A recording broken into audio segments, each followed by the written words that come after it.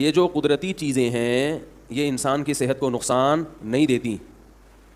چکنائی جو ہے نا، چکنائی وہ ہماری باڈی کے لیے ضروری ہے، لیکن وہ چکنائی جو قدرت نے پیدا کی اور اس میں انسان نے تصرف نہیں کیا. کتنی ضروری ہے چربی ہمارے جسم کے لیے. جو چربی آج کل گوشت کٹواتے ہیں تو اس میں چربی بالکل الگ کر دیتے ہیں، کیونکہ ایک پروپیگنڈا ہے، نہیں نہیں نہیں چربی نہیں کھانا، کولیسٹرول بڑھ جائے گا، نہیں نہیں نہیں فیٹ پیدا ہو جائے گا، یہ ہو جائے گا، وہ ہو جائے گا. بھائی گوشت میں اللہ نے جانور میں گوشت کے ساتھ چربی بھی لگائی ہوئی ہے، تو اس کا کوئی مقصد ہے، وہ بلا وجہ نہیں ہے. وہ چربی وہاں سے بالکل ہٹا دیتے ہیں اور الگ سے ڈبے کا آئل لا کے اس میں گوشت ڈال کے. ارے بھائی میں پاگل ہو گیا ہوں کیا؟ یا تو مجھے لوگ کہتے ہیں ساری دنیا بیوقوف ہے. بھائی ساری دنیا کون سا ریسرچ کر کے چیزیں کھا رہی ہے؟ بس کھا ہی رہی ہے نا، کمپنیوں نے جو دے دیا کھا لیا، مدذلہ لا لیا، جو ملا کھا لیا. ہم لوگ ایڈورٹائزمنٹ پہ جا رہے ہیں، چیزوں کی چمک پہ جاتے ہیں، ذائقوں پہ جاتے ہیں. چربی میں ایک عجیب سی تھوڑی سی ہیٹ محسوس ہوتی ہے. کوکنگ آئل ایسے چمکتے ہوئے شیشے کی طرح، کیا صاف پیور آئل ہے، لوگ اس کو دیکھتے ہیں. تو ہم کیا حماقت کرتے ہیں گوشت خریدتے ہوئے. جو رواج یا جو چکنائی قدرت نے گوشت کے ساتھ پیدا کی ہے تاکہ گوشت اس میں پکے، اس کو آپ نے کاٹ کے الگ کر دیا اور پھر قدرتی چکنائی سے جان چھڑائی اور گوشت کو کوکنگ آئل میں آپ نے پکا کے بیڑا غرق کر دیا. اللہ بھی کہتا ہوگا کہ نالائق، جو آئل میں نے تیرے لیے پیدا کیا وہ تو نے ہٹا کے الگ کر دیا، اور جو کمپنیاں پیدا کر رہی ہیں اس پہ تو ایمان لا رہا ہے. شرک نہیں ہے یہ، لیکن ایک قسم کا اس میں شرک کا شائبہ ضرور آتا ہے کہ جو قدرت پیدا کر رہی ہے اس پہ ایمان نہیں ہے. جو ڈبے پیدا کر رہے ہیں اور کمپنیاں پیدا کر رہی ہیں اس پہ یقین ہے.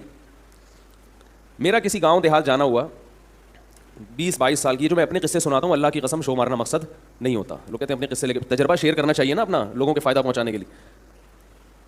تقریباً 20-22 سال کی عمر تک میرا معدہ بالکل بھی صحیح کام نہیں کرتا تھا. بہت سخت بیمار ہو گیا تھا میں. معدے یعنی ایک بچپن میں بیماری ہوئی تھی معدے کی، علاج کرا کرا کے تھک گیا تھا، ڈاکٹروں کا، حکیموں کا، بہت کچھ کیا لیکن فائدہ نہیں ہوا. تبھی مجھے یہ تو بہت سارے تجربے ہیں نا، یہ اپنے اوپر ہی آئے ہوئے ہیں طب کے. لوگ کہتے ہیں نا یہ اتنی نالج کہاں سے، بہت سے اپنے اوپر ہی تجربے ہوئے ہیں. میرا کسی گاؤں جانا ہوا، یہ جو کوئٹہ سے آگے چمن ہے، چمن کے قریب کوئی گاؤں تھا، وہاں دورے ہوا کرتے تھے صرف کے نحو کے. طلبا جاتے ہیں دورے کے لیے 1-2 مہینے کے لیے. تو میں 2 مہینے وہاں رہا. اس گاؤں میں ایک پرابلم یہ تھی جو بڑی اچھی پرابلم تھی، اللہ کرے سب جگہ یہ پرابلم ہو، کہ وہاں کوئی مصنوعی چیز نہیں تھی. یعنی دکانیں نہیں تھیں، دور دور بازار تھے. تو لوگ جو آرٹیفیشل چیزیں ہیں انسانی ہاتھ کی بنی ہوئی، ان چیزوں کا استعمال جانتے ہی نہیں تھے. حتیٰ کہ فارمی مرغی بھی نہیں دیکھی. یعنی اب تو شاید ہو گیا ہوگا، سب جگہ ہی ہو گیا. اس وقت فارمی مرغی بھی نہیں کٹتی تھی وہاں. میں فارمی مرغی کے خلاف نہیں ہوں، ایک مثال دے رہا ہوں. یعنی یہ بتانے کے لیے کہ وہ بالکل نیچرل لائف پہ تھے وہ لوگ. ہم جب وہاں گئے تو وہ اکرام بھی کرتے تھے طلبا کا. اکرام ایسا کہ وہاں روزانہ دمبے کٹتے تھے. کیا کٹتا تھا؟ دمبا. اور دمبے میں اللہ نے چربی ایکسٹرا پیدا کی ہے. چکی والا دمبا نا، اس کو تو ہے ہی چربی. وہ تو اللہ نے الگ سے دمبے کا گوشت پکانے کے لیے پورا گھی کا ڈبہ اللہ نے اس کے پیچھے لگا دیا. وہ اس لیے نہیں لگا کہ کاٹ کے پھینک دیں اس کو. وہ ساری زندگی وہ دمبا اپنا بوجھ اٹھا کے گھومتا ہے تاکہ میں جب کٹوں تو یہ انسان کے پیٹ کی زینت بنے. اور ہم اسے اٹھا کے کیا کرتے ہیں؟ نہیں نہیں نہیں نہیں، اس کو نہیں کھانا. تو وہ دمبے کی جو چربی تھی اسی چربی میں وہ گوشت پکاتے تھے. مجھے بڑا افسوس ہوا پہلے دن. میں نے کہا یار ہمیں تو وہ تیل ہضم نہیں ہوتا اور یہ ہمیں دمبے کی چربیوں میں گوشت پکا کے جو شوربہ ہوتا تھا نا، سالن، وہ چربی ہی پگھلی ہوئی ہوتی تھی. اللہ کی قدرت، ہم نے جب کھانا شروع کیا تو ہمارا پیٹ ایک دم سیٹ ہو گیا. وہ پیٹ کی جو بیماریاں 15 سال سے چلی آ رہی تھیں، یعنی 7-8 سال کی عمر میں مجھے پیٹ کی بیماری لاحق ہوئی تھی اور تقریباً 13-14 سال وہ رہی. وہ جو 12-13 سال بیماری رہی پیٹ کی، وہ 2 دنوں میں بولو بھائی ختم، ہضم ہونا شروع ہو گیا. پھر اس کے ساتھ وہ لوگ سردیاں بھی تھیں، ٹائٹ خاندانی قسم کی سردی پڑتی ہے وہاں پہ. تو وہ بادام پستے بھی رکھا کرتے تھے. بادام ہم کراچی میں کیسے کھاتے ہیں؟ 11 بادام صبح نہار منہ. 12واں کھایا تو حکیم کہتا ہے پھر میری کوئی ذمہ داری. ایسا ہی ہوتا ہے نا. ہم پوری پلیٹ کھا جایا کرتے تھے بادام کی، جیسے چلغوزے کھا رہے ہوں، ایسے کھائے. 2 مہینے ہم نے کھایا ہے دمبا اور اس کی چربی ایسے اٹھا کے، یہ جو ٹکڑے ایسے کھا جاتے تھے جو ثابت رہ جاتی تھی. جب میں 2 مہینے کے بعد واپس کراچی آیا ہوں تو ٹماٹر میں اور مجھ میں کوئی فرق نہیں. لوگ یہ کہہ رہے تھے کہ یہ وہ نہیں ہے. کسی نے تبصرہ کیا سردی کی وجہ سے ورم آ گیا ہے، کیونکہ یقین نہیں آ رہا تھا کہ 2 مہینے میں کوئی اتنا لال سرخ ٹماٹر بھی ہو سکتا ہے.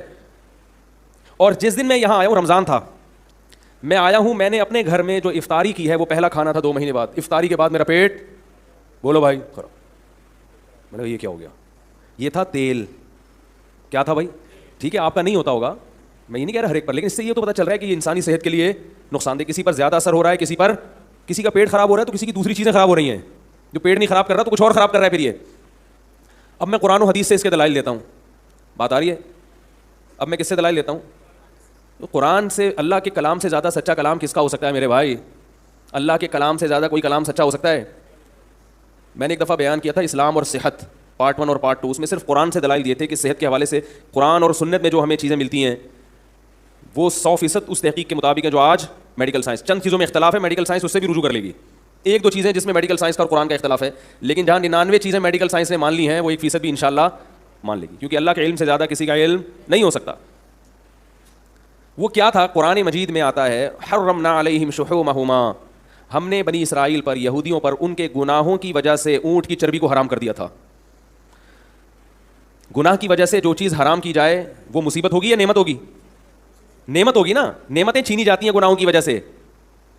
دیکھو آپ سے کوئی گناہ ہوا تو آپ پر یہ نہیں ہوگا کہ اس گناہ کی سزا یہ ہے کہ تمہیں جو ہے وہ نقصان دہ چیزوں پر پابندی ہے. اب تم چینی کے بجائے شہد کھاؤ گے, تم سے چونکہ جرم ہوا ہے لہٰذا چینی تم سے چھین لی جائے گی اور کیا کھلایا جائے گا؟ شہد.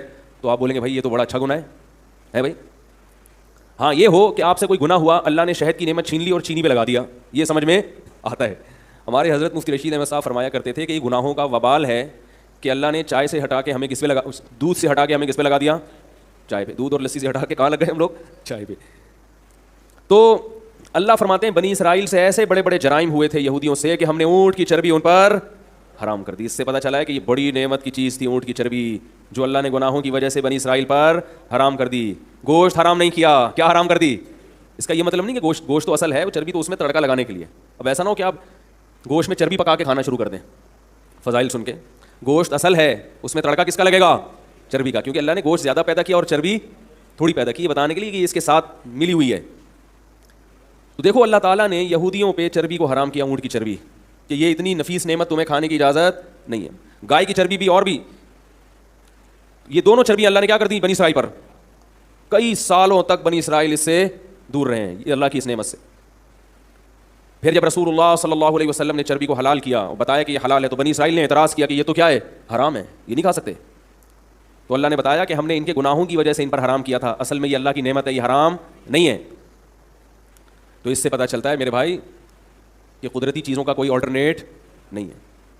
اپنے بچوں کو معذرت کے ساتھ چربی کھلایا کریں. ایسے نہیں کھاتے تو چربی والا گوشت کو چربی میں پکا کے, یہ آئل سے جان چھڑائیں, پکا کے کھلائیں.